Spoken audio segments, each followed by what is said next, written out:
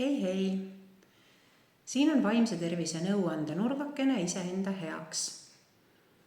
Ja täna koostame nimekirja asjadest ja tegevustest, mis aitavad mul head enesetunnet tekitada.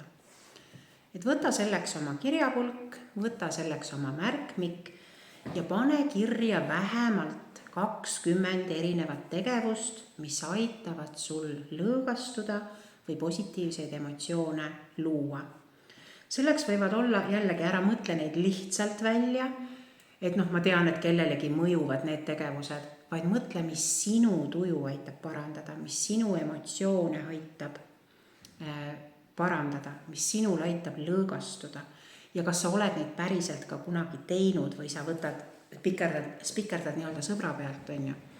Et võta need asjad ainult, mis sinu emotsioone aitavad parandada ja sinul lõõgastuda aitavad. Olgu selleks siis, bussis või tänaval võõrastele inimestele naeratamine või saunas vihtlemine või külmavee vanni hüppamine, vahet ei ole, mis see on. Pane kõik kirja. Osade asjade puhul võib-olla saad kirja panna ka näiteks aja, kaua seda asja teha, et see lõõgastus tekiks või et see tuju muutuks, on ju. Näiteks, jalutuskäik looduses 30 minutit, aga mõni ütleb, et 30 minutiga ta ei saa midagi, eks ole, ta peab pikemalt käima või jalgrattaga sõitmine 1,5 tundi, eks ole, vahet ei ole.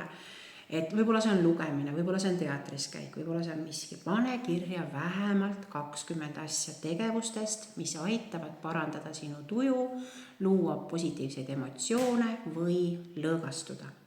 Ja kui sa oled selle kirja pannud, siis see nimekiri loomulikult ei ole lõplik, kui sul hiljem järgmistel päevadel tekib mingisuguseid positiivseid asju, veel tuleb meelde, saad sinna lisada. Aga nimekirja eesmärk on see, et sa iga päev võtad sealt vähemalt ühe asja ja teed, et sa praktiseerid seda päriselt. Ja ideaalne oleks ka see, et nädalas siis kõik ei oleks 7 päeva sama tegevus, vaid sa ikkagi kombineeriksid, et vähemalt 4 erinevat tegevust nädalas võiks olla. Veel parem, kui iga päev on midagi erilist ja ainulaadset.